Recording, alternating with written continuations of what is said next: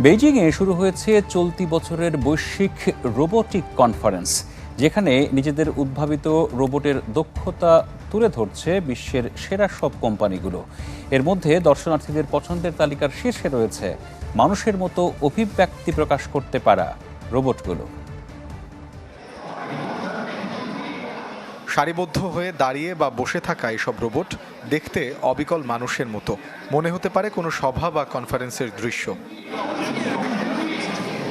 এমন ব্যতিক্রম কনফারেন্সের আয়োজন করা হয়েছে চীনের রাজধানী বেইজিংয়ে। মানবাকৃতির রোবটের পাশাপাশি সেখানে রয়েছে বিভিন্ন প্রাণীর আদলে তৈরি রোবট, যা দেখতে ভিড় হাজারো দর্শনার্থীর। চলতি বছরের বৈশ্বিক রোবোটিক কনফারেন্সে নিজেদের উদ্ভাবিত রোবটের পসরা সাজিয়ে বসেছে বিশ্বের সেরা সব কোম্পানি।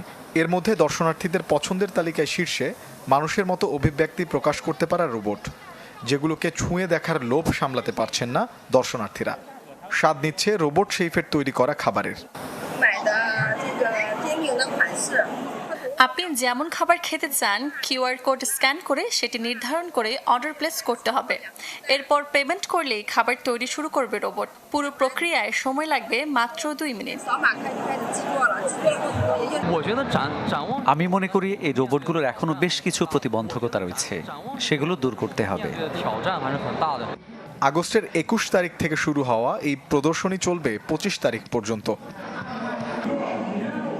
মোর্শেদ শোভন, চ্যানেল 24।